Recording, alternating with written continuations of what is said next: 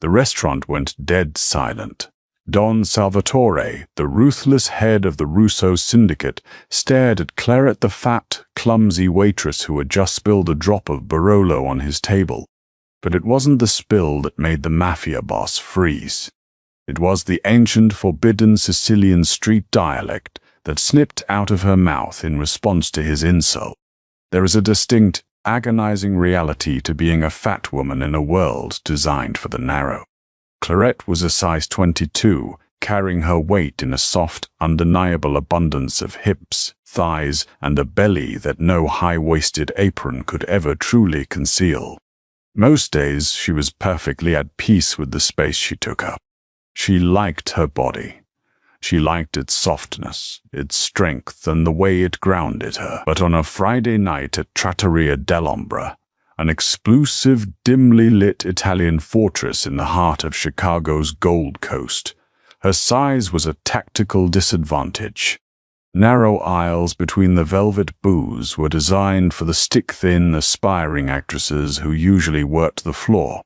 Beatrice, her severe manager, who survived entirely on black coffee and spite, had tried to take Claret off the schedule tonight.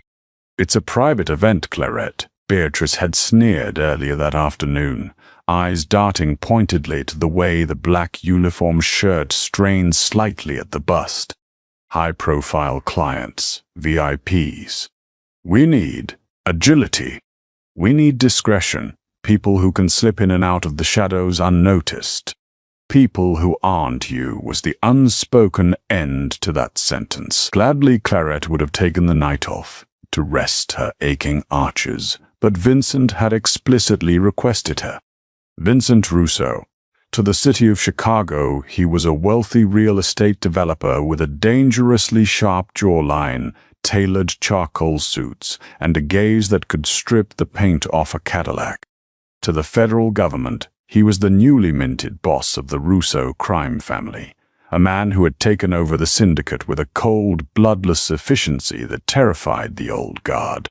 And to Claret, to her, Vincent was the man who came in every Tuesday and Thursday, sat at her station and looked at her not like she was an obstacle, a joke, or a fetish, but like she was the only woman in the room. He didn't look past her weight.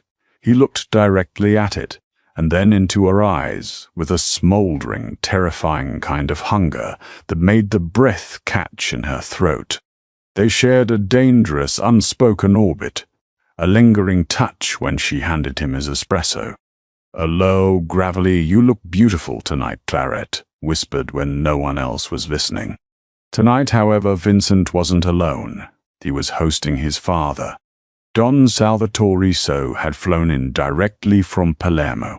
He was a ghost in the American underworld, a legend from the old country who had built the family empire on blood, extortion, and absolute terrifying loyalty.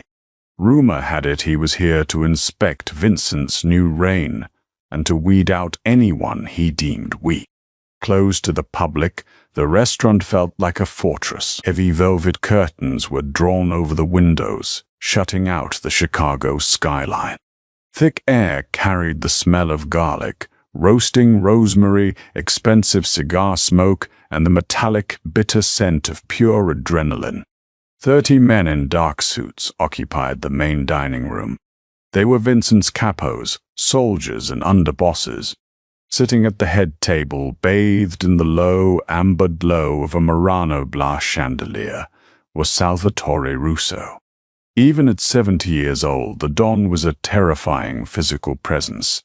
He was a barrel-chested man with skin like tanned leather, thick silver hair slicked back, and eyes as black and lifeless as obsidian. He didn't speak English, nor did he have to. Heavy gold rings on his thick fingers and the way every man in the room stopped breathing when he raised his glass spoke volumes. Beside his father sat Vincent. For the first time since Claret had known him, Vincent looked tense. His broad shoulders were stiff, his jaw clenched so tight a muscle jumped in his cheek. "Table 1 needs the antipasti," Beatrice hissed, shoving a massive silver tray into Claret's hands. Do not drop this, Claret. Do not bump into anything. God help you, if you sweat on the prosciutto, I will personally throw you into the Chicago River." Adjusting her grip on the tray, Claret felt the silver digging into her palms. Her thighs chafed against each other under the black skirt as she began the long walk across the dining room floor. Conversations among the men at the surrounding tables died down as she approached. She felt the weight of their stares, knowing exactly what they were seeing. A heavy, clumsy girl. A liability in a room full of sharp edges. Keeping her eyes focused on the empty space at the center of the head table, Claret approached from Salvatore's left, taking a deep breath to steady her nerves. "Scusate," she murmured, her voice soft but steady, carefully leaning in to place the massive platter of cured meats, olives, and aged cheeses onto the table. To do so, she had to lean over slightly. Her hip, soft and wide, brushed against the back of Salvatore's heavy mahogany chair. It was a feather-light touch, an unavoidable consequence of a narrow space and a large body. In a room wound this tight, however, it was like setting off a bomb. Stiffening instantly, Don Salvatore slowly turned his massive head, looking over his shoulder at Claret. Those obsidian eyes dragged up and down her body, from the sensible scuffed black shoes, up her thick calves, over her wide hips, and finally to her flushed face. Absolute silence consumed the restaurant. The hum of the industrial refrigerator in the kitchen 50 feet away became audible. Claret could hear the blood roaring in her own ears. Vincent immediately sat forward, his hand going flat on the table. "Papa," he started, his voice a low warning, holding up a single thick finger. Salvatore silenced his son. He didn't look at Vincent, keeping his dead eyes fixed on the waitress. He pulled a crisp linen napkin from his lap and wiped his hands, as if the mere proximity to her had soiled him. Then he spoke. He didn't speak in the polished melodic Italian of Rome or Milan. He didn't even speak in the standard Sicilian dialect heard in the tourist markets of Taormina. Instead, he spoke in a guttural, rapid-fire dialect. It was a sound like stones grinding together, harsh and deeply ancient. Born in the isolated, sun-scorched mountains of the Madani, it was a language designed to be spoken in whispers to avoid the law, a language that carried the weight of vendettas and blood oaths. Salvatore assumed, rightly so for 99% of the American population, that Claret was just a fat, ignorant waitress who wouldn't understand a single syllable. "Talia accista," Salvatore spat, his voice echoing in the silent room. "Nayastra farai quantuna casaci mi tocca. Cuci desio travagyu, astavacu cultiadere. Manda a ste l'aria lontano di mia. Prima ca si fatsu tagliari, a lingua." Look at this one. A sow as big as a house touching me. Who gave a job to this fat cow? Send this ugly thing away from me, before I have her tongue cut out. Dark chuckles erupted from a few of the older capos around the table, the ones who had come over from the old country. Vincent's chair scraped violently against the hardwood floor as he began to stand, his face a mask of absolute murderous fury. Claret saw his hand slip inside his bespoke jacket, reaching for a weapon to draw on his own father. But he didn't need to. Before she could stop herself, before her brain could remind her that she was merely a waitress in Chicago and this man murdered people for sport, a switch flicked deep inside Claret's chest. It was a switch installed by her Nonna Caterina. Nonna, who was shaped just like her. Nonna, who had raised Claret in a tiny garlic-scented apartment in Queens after her parents died. Nonna, who refused to speak English, who ruled their neighborhood with an iron wooden spoon, and who had drilled her obscure mountain dialect into her granddaughter's head since she was in diapers. "We are from the rocks, Claret," she used to tell her, pinching her chubby cheeks. We do not let the wolves bite. Clarette didn't cower, nor did she cry. The shame that usually washed over her when her weight was mocked simply evaporated, replaced by a searing, generational heat. Looking down at the most dangerous man in America, Clarette squared her broad shoulders and let Nonna Caterina take the wheel. Megie Sirina scrofaciena di cani e sangue. Clarette snapped back, her voice ringing out clear, loud, and steeped in the exact flawless inflection of his own obscure, violent dialect. Ca un vecchio lupo siccio, cino solo di villano I fango. Si loci te sanu troppo debole pia me presenza, Chudi. Better to be a soul full of meat and blood than a dried-up old wolf, full only of venom and mud. If your eyes are too weak for your presence, close them. The effect was instantaneous and catastrophic. If she had pulled a shotgun from under her apron and fired it into the ceiling, it would have caused less of a shockwave. Freezing mid-laugh, the capos let the smiles slide off their faces, as if their skin had melted. At the table to Clarette's left, Lorenzo, the family underboss, literally dropped his crystal glass of bourbon. It shattered against the hardwood, but no one looked at it. Every single hand in the room drifted toward the inside of their suit jackets. The air turned completely suffocating. Salvatore Russo didn't blink. Sitting perfectly still, his heavy, lined face turned the color of ash. The insult to his pride was astronomical, yes, but that wasn't what had paralyzed him. It was the dialect. No one outside of 3 specific, dying villages in the Sicilian mountains spoke that exact variation of the language. It was a closed circuit, a bloodline marker, and a 22-year-old plus-sized American waitress had just weaponized it against him with perfect, colloquial fluidity. Halfway out of his chair, Vincent stopped dead.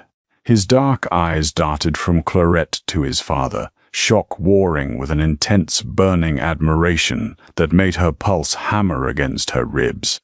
Mechanically, Salvatore placed both his hands on the table. Heavy gold rings clinked against the wood. He tilted his head, his black eyes suddenly sharp, piercing, analyzing Clarette's face not as a nuisance but as a puzzle. "Quasi tu?" he demanded, his voice dropping to a low, dangerous whisper that barely carried over the table. "Who are you?" Standing her ground, Clarette felt her heart threatening to crack her ribs open. Her hands were shaking, so she crossed her arms over her chest, inadvertently drawing attention to her curves, refusing to shrink herself for him. "Mi chiamo Clarette," she replied, switching to standard Italian, refusing to give him any more of the intimate dialect. "My name is Clarette." Ignoring the standard Italian, Salvatore leaned forward, bypassing his son and his soldiers. "Ooh, to sango," Salvatore growled, returning to the mountain tongue, his eyes narrowing into slits. "De cuo et figia, cut in sinosta lingua pixerida." "Your blood. Whose daughter are you? Who taught you this tongue, little girl?" Swallowing hard, Clarette tasted copper in her mouth. "My grandmother," she said, her voice barely shaking. Caterina Vella, from the village of San Cipirello." The moment the name left her lips, the temperature in the room seemed to plummet by 20 degrees. Actually flinching, Salvatore Russo, the untouchable Don, made a microscopic movement, a slight jerk of his heavy shoulders. Yet, in the world of monsters, it was the equivalent of screaming. Quickly crossing himself, Lorenzo, the underboss, muttered a prayer under his breath. Vincent finally stood all the way up, his towering frame blocking Clarette's body from his father's line of sight. Reaching behind him, his large, warm hand wrapped securely around her thick waist, pulling her slightly behind him in a deeply possessive, protective gesture that sent a jolt of electricity straight down her spine. "That's enough, Papa," Vincent said, his voice cold, devoid of the earlier respect. It was the voice of the new boss. Salvatore, however, wasn't looking at Vincent. Leaning to the side, he peered around his son's broad chest to look at Claret again. Disgust was completely gone from his eyes. In its place was something much, much worse. It was fear. Caterina Vella, Salvatore whispered, the name sounding like a curse on his lips. He looked at Claret's soft, round face, her wide hips, the undeniable resemblance to the woman who had raised her. The Black Widow of the Madony. She didn't die in the fires of '82. Slowly looking up at Vincent, a grim, terrifying smile spread across Salvatore's face. "You fool," the Don breathed, his voice dripping with dark amusement. "You think you brought a waitress to my table, Vincent? You brought the granddaughter of the only family the Russos ever feared. You brought the heir of our greatest enemy." Tightening his grip on her waist, Vincent pulled Claret's soft body flush against his hard, heavily muscled back. He didn't let go. "I know exactly who she is," Vincent lied flawlessly, turning his head just enough to look at her, a dangerous, thrilling promise burning in his dark eyes. "And she isn't going anywhere thick enough to choke on." The silence that followed Vincent's declaration transformed the standoff in the dining room of Trattoria dell'Ombra from a family dispute into the resurrection of a 40-year-old war. Every capo who had reached for a weapon now had it drawn. Half the room, the older men, loyal to the old country, aimed at Vincent.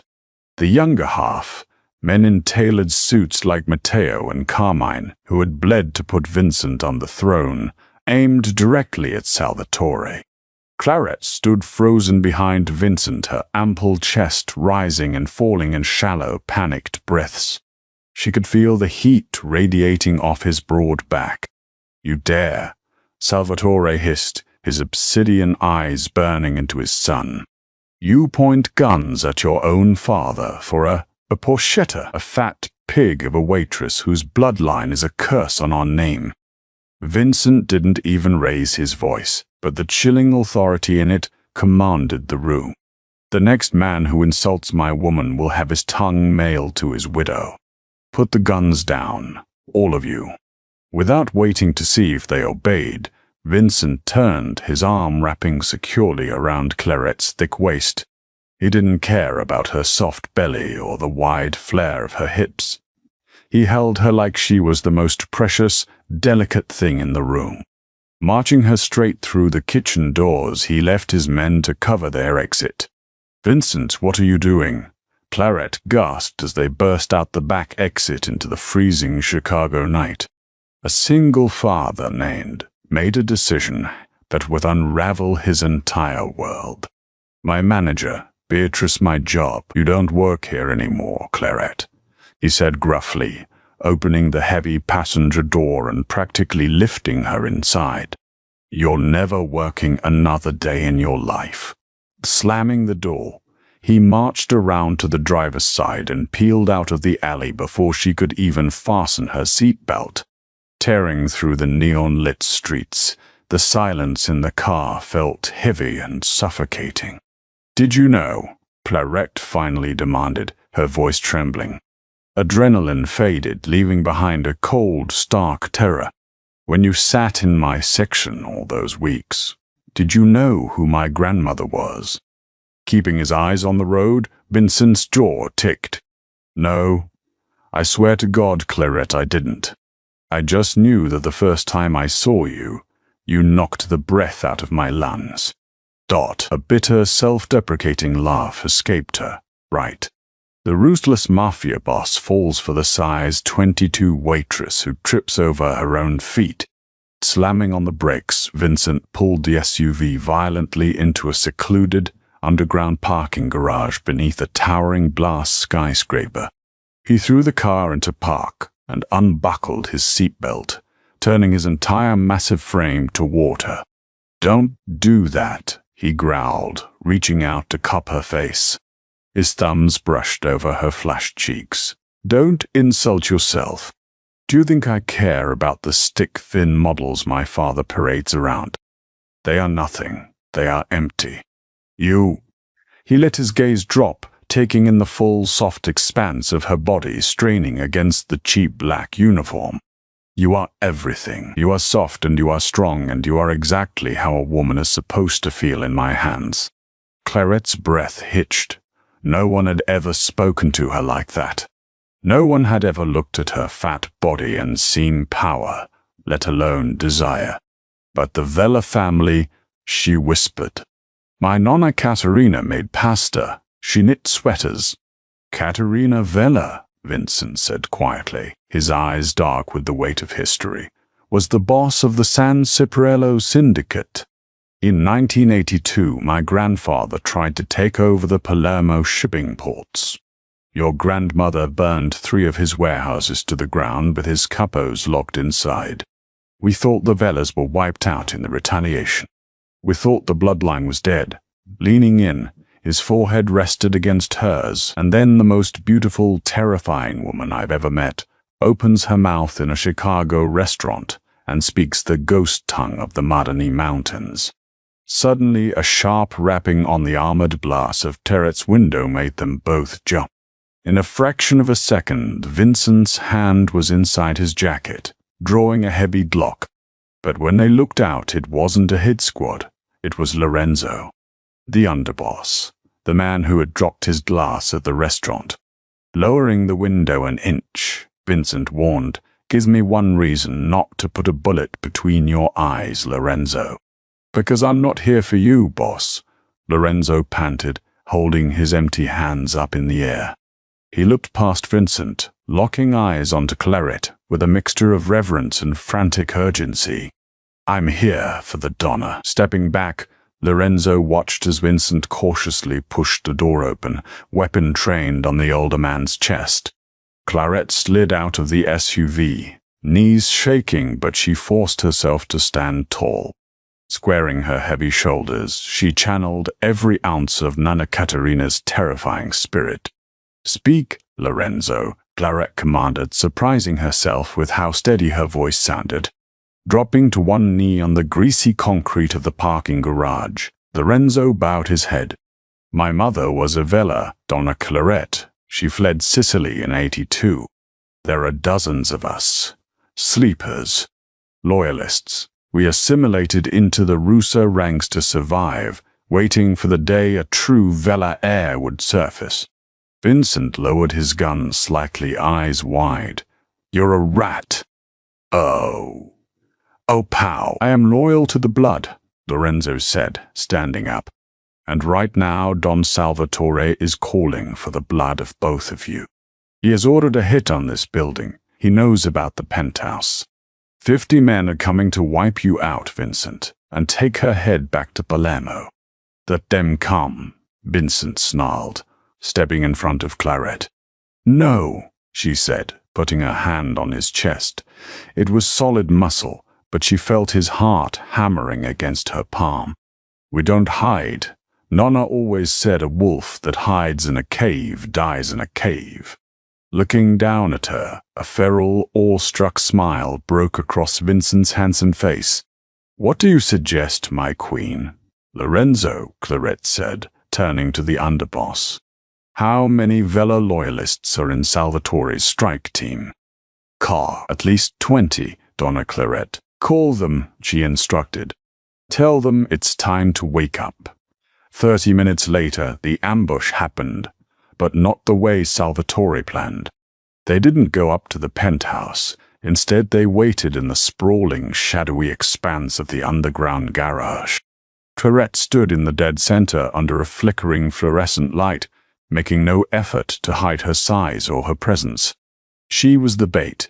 3 black vans screeched down the concrete ramp. Sliding doors opened and Salvatore Russo stepped out, surrounded by heavily armed men. Looking at her standing there alone, a cruel, victorious laugh echoed through the garage. "Look at her," Salvatore sneered in Italian, "a fat, foolish girl.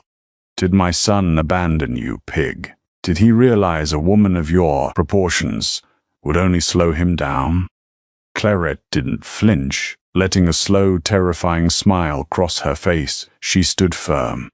"I singhiali manziano ai lupi vecchi," she said in the harsh mountain dialect. "The wild boars eat the old wolves." Before Salvatore could react to the insult, the shadows of the garage came alive. Stepping out from behind a concrete pillar, Vincent raised his gun. But he wasn't alone. From the stairwells, from behind parked cars, dozens of men emerged. The twist that Salvatore never saw coming happened in a heartbeat. Suddenly, half of the men who had stepped out of the vans with Salvatore turned their weapons on him.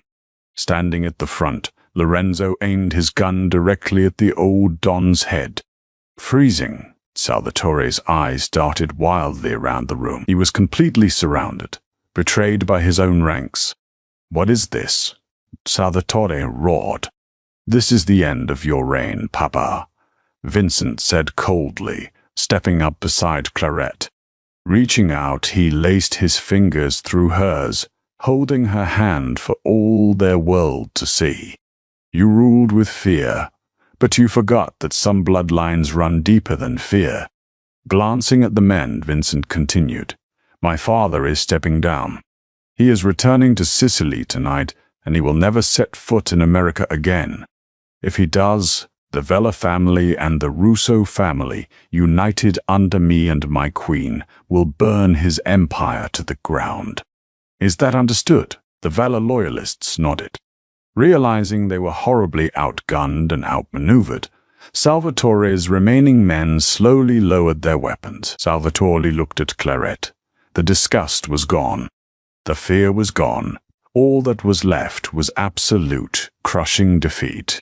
He had been beaten, not by a rival Don, but by a plus-sized waitress from Chicago who remembered her grandmother's words. Spitting on the ground, he turned on his heel and got back into the van. As the vehicles peeled away, leaving the garage in heavy silence, Claret's knees finally gave out. But she didn't hit the floor. Vincent caught her. Effortlessly scooping her heavy body up into his arms, he buried his face in her neck. Breathing in her scent, he held her tight against his chest. "You did it," he whispered fiercely. "You saved us." Wrapping her arms around his neck, Claret finally let the tears fall. "I guess I'm not working the Saturday shift tomorrow." Ooh. Vincent laughed, a deep, rich sound that grumbled through his chest. "No, a more mile. Tomorrow we buy the restaurant. And then we buy the city." He kissed her hard and deep, right there in the underground garage. He didn't care about her weight, her clumsy feet, or her cheap uniform. He tasted like smoke, danger, and absolute devotion. She was Claret Vella. She was soft, she was heavy, she was fierce. And she was exactly where she belonged. Did Claret's fierce Sicilian fire and unexpected Mafia bloodline leave you breathless? If you love this twist-filled romance about a plus-sized queen claiming her power and her dangerous Don, hit that like button. Share this story with your friends who crave intense Mafia drama. And don't forget to subscribe to our channel for more thrilling, real-life inspired audio stories. Drop a comment below. What was your favorite moment?